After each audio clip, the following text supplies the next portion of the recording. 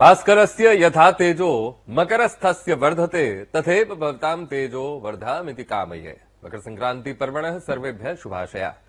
વીડીવી ન્યૂઝના સર્વે દર્શક મિત્રોને મકર સંક્રાંતિ પર્વની ખૂબ ખૂબ શુભેચ્છાઓ. નમસ્કાર દર્શક મિત્રો, વીડીવી ન્યૂઝના જ્ઞાન, આધ્યાત્મ અને જ્યોતિષના ત્રિવેણી સંગમ રૂપ કાર્યક્રમ ભવિષ્ય દર્શનમાં આપનું સ્વાગત છે. હું છું અંકુર રાવલ. આજનો દિવસ ખૂબ પવિત્ર દિવસ. આજનો દિવસ સનાતન સંસ્કૃતિના સંસ્કારનો દિવસ. આજનો દિવસ ધર્મનો દિવસ, દાનનો દિવસ, પુણ્યનો દિવસ. આજે ષઠ્ઠાયણનું આ પાવન પર્વ, બંનેનો સુભગ સંયોગ. ત્યારે આજના દિવસે કેવી રીતે એકાદશીનું વ્રત અને ઉત્તરાયણનો તહેવાર માણવાનો છે, તેમજ આજે શુભ યોગ પણ બની રહ્યા છે. કયા એ શુભ યોગ બની રહ્યા છે, સાથે જ 12 રાશિઓનું રાશિ ભવિષ્ય અને આપના ફોન કોલ્સના ઉત્તર તો ખરા જ, જેના માટે આપણી સાથે સ્ટુડિયોમાં જોડાયા છે જ્યોતિષાચાર્ય મુકુંદભાઈ પંડ્યા. મુકુંદભાઈ, સ્ટુડિયોમાં આપનું ખૂબ ખૂબ સ્વાગત. જય ગણેશ. ધન્યવાદ. જય ગણેશ.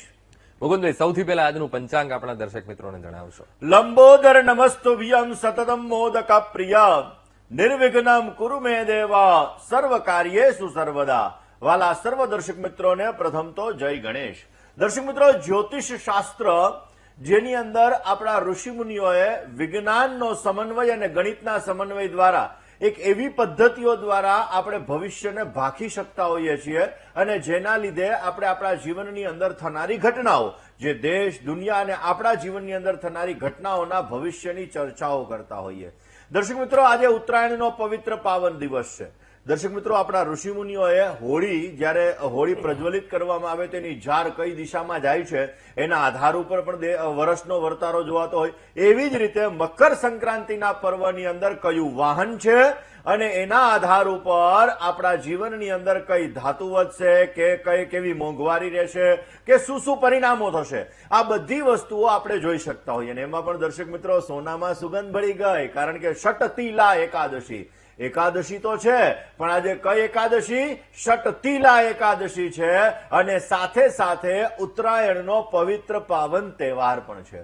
હવે દર્શક મિત્રો, આપણને એવો વિચાર આવે કે ઉત્તરાયણનો દિવસ છે એટલે ખીચડો તો બનાવવો જ પડે, તો આજે એકાદશી છે તો ભાત તો એટલે કે ચોખાનું દાન તો દેવાય નહીં, કે ચોખા ખવાય નહીં, તો શું કરવું? આ દરેક વિષયો ઉપર આપણે ચર્ચા કરવી છે, પરંતુ શરૂઆત આજના પંચાંગથી કરીએ. દર્શક મિત્રો, આજના પંચાંગની જો વાત કરવામાં આવે તો આજે તારીખ 14/1/2026 અને બુધવારનો આજે દિવસ બની રહ્યો છે. પૌષ મહિનાના કૃષ્ણ પક્ષની આજે એકાદશીની તિથિ છે, જે સાંજે 5:52 સુધી રહેશે અને ત્યારબાદ દ્વાદશી એટલે કે 12ની તિથિનો પ્રારંભ થશે. પરંતુ એકાદશીનું વ્રત આજે જ આપણે કરવાનું છે. આજે તલનું દાન કરવાનું છે, તલ નાખીને સ્નાન કરવાનું છે, કારણ કે ષટતિલા એકાદશી છે. આજે અનુરાધા નામનું નક્ષત્ર રહેશે, ગંડ નામનો આજે યોગ રહેશે અને ખાસ બાલવ નામનું કરણ અને 12 રાશિઓનું ભવિષ્ય કથન, જેના આધાર ઉપર કહેવામાં આવશે ચંદ્રમાનું ભ્રમણ આજના દિવસની અંદર વૃશ્ચિક રાશિની અંદર રહેશે. એટલે આજે જે કોઈ પણ બાળકોનો જન્મ થશે તેમની રાશિ વૃશ્ચિક રહેશે, જેના અક્ષર ન અને ય રહેશે.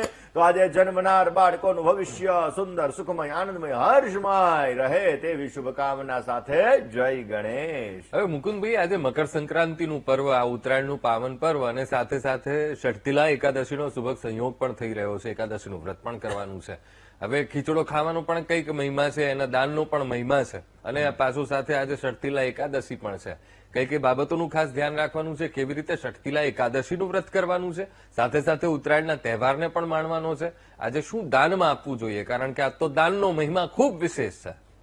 અંકુરભાઈ, આપણા શાસ્ત્રોની અંદર જરૂરિયાતમંદ વ્યક્તિને દાન આપવું એ ઉત્તમ ગણવામાં આવે છે. પરંતુ દર્શક મિત્રો, પહેલા વહેલા આપણે ઉત્તરાયણ વિશે વાત કરીએ.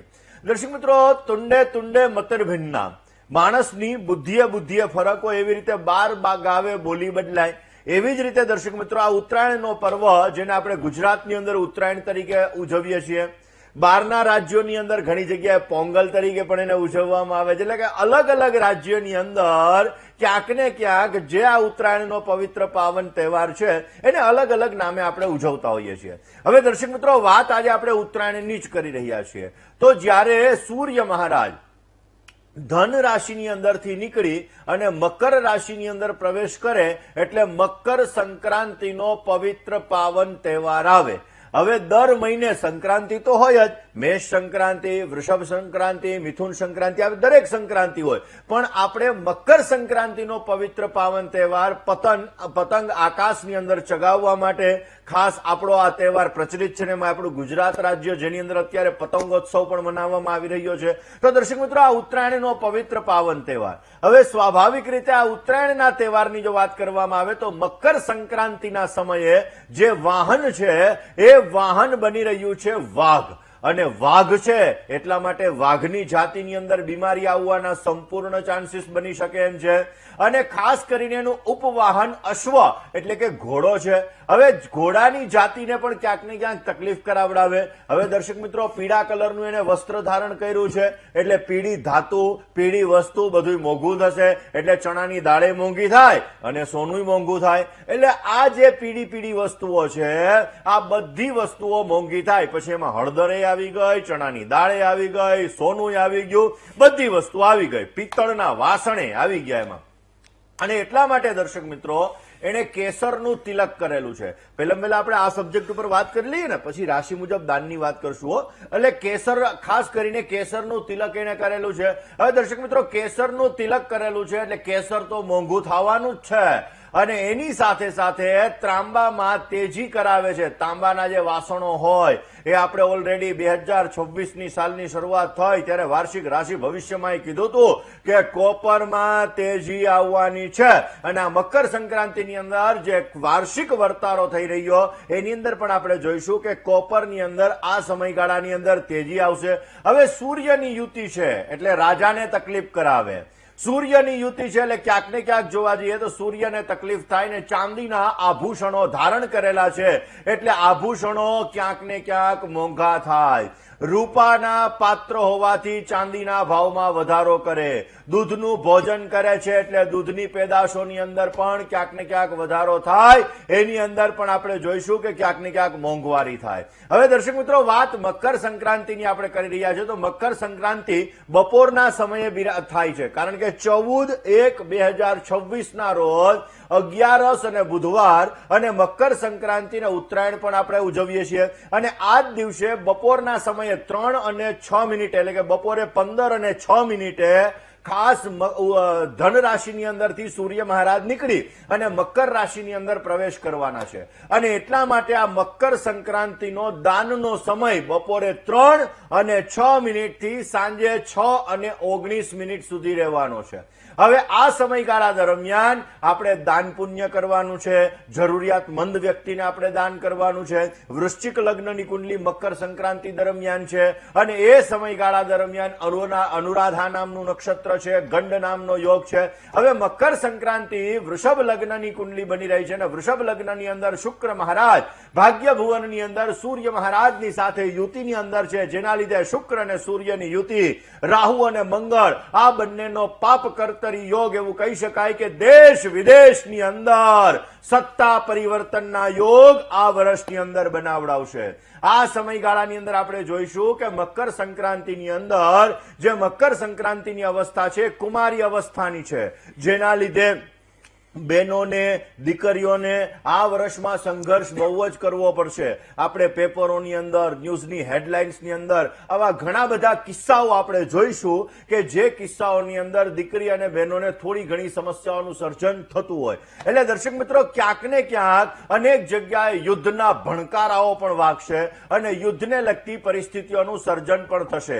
ધરતીકંપને લગતી સમસ્યાઓ પણ આવી શકે, કમોસમી વરસાદ પણ આવી શકે અને કુદરતી આફતો આવવાના પણ સંપૂર્ણ ચાન્સીસ આ વર્ષના વર્તારામાં મકર સંક્રાંતિની અંદર જણાઈ રહ્યા છે. રાશિ મુજબ દાનની વાત કરીએ પહેલા દર્શક મિત્રો, ષટતિલા એકાદશી અને મકર સંક્રાંતિની વાત કરીએ. દર્શક મિત્રો, આજે મકર સંક્રાંતિનો પવિત્ર પાવન અવસર અને એની સાથે સાથે ખાસ કરીને જોવા જઈએ તો ષટતિલા એકાદશી પણ બની રહી છે. હવે એવું નથી કે આ ષટતિલા એકાદશી પહેલી વાર જ મકર સંક્રાંતિની હારે આવે છે. 22 વર્ષ પહેલા પણ આ ષટતિલા એકાદશી અને મકર સંક્રાંતિનો પવિત્ર પાવન અવસર બંને સાથે હતા. હવે દર્શક મિત્રો, પરંતુ અત્યારે ટેકનોલોજી યુગનો જમાનો થઈ ગયો છે એટલે ઝડપથી બધાને ખબર પડવા માંડી, ઓહો શક્તિલા એકાદશી ને મકર સંક્રાંતિ બે હારે છે હો.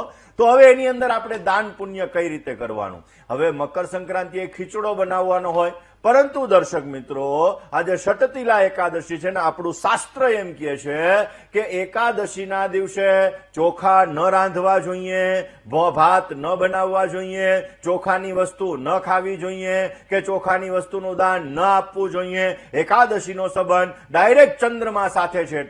એટલા માટે દર્શક મિત્રો આજના દિવસે ષટતિલા તલની એકાદશી, આજના દિવસની અંદર જો તમે તલ અને ગોળનું દાન કરો, તલ નાખીને તમે સ્નાન કરો તો વિશેષ માત્રામાં તમને પુણ્યની પ્રાપ્તિ થાય. ને જ્યારે સ્નાન કરવા માટે બેસો ત્યારે ગંગા, સિંધુ, સરસ્વતી ચ યમુના, ગોદાવરી, નર્મદા, કાવેરી, સરયુ, મહેન્દ્ર તનયા ચરમનવતી, વેદિકા, એટલે કે તીર્થ નદીઓનું તમે મનની અંદર સ્મરણ કરો ને આજના દિવસની અંદર તમારી રાશિ મુજબનું જો તમે દાન કરો ને તો અવશ્ય તમારા જીવનની અંદર તમને વિશેષ લાભ મળશે. ખાસ કરીને તમારા જીવનની અંદર આવતી સમસ્યાઓ દૂર થશે અને તમારી મનોકામનાઓ પણ પૂર્ણ થાય. એકાદશીના દિવસે ભગવાન વિષ્ણુની પૂજાનું પણ વિશેષ મહત્વ છે. એટલે આજે બની શકે તો વિષ્ણુ સહસ્ત્ર નામાવલીનો પાઠ કરવો, આજે બની શકે તો મધુરાષ્ટકમનો પાઠ કરવો, આજે બને તો ગંડકી નદીની અંદરથી નીકળેલો પથ્થર જેને આપણે શાલિગ્રામ તરીકે ઓળખીએ છીએ એ શાલિગ્રામની પૂજા જો આજે કરવામાં આવે તો પણ ભગવાન વિષ્ણુની અનન્ય કૃપા પ્રાપ્ત થાય છે અને આપણા જીવનની અંદર આપણને સમૃદ્ધિનું વરદાન પ્રાપ્ત થાય છે. દર્શક મિત્રો ખાસ કરીને જોવા જઈએ તો આજે મકર સંક્રાંતિનો પવિત્ર પાવન તહેવાર છે. મોટા મોટા શહેરોની અંદર દરેક જગ્યાએ લોકો પતંગ ચગાવતા હશે, પણ એક મારી કરબદ્ધ નમ્ર નિવેદન છે કે તમે પતંગ ચગાવો પણ પક્ષીઓને નુકસાન ન થાય એ રીતે તમે ધ્યાન રાખજો. કારણ કે બિચારા અબોલા પક્ષીઓ જેને ઘણી બધી સમસ્યાઓનું સર્જન થતું હોય, પતંગને લીધે ઈજા થતી હોય, તો એનું તમે ખાસ ધ્યાન રાખજો. જય ગણેશ.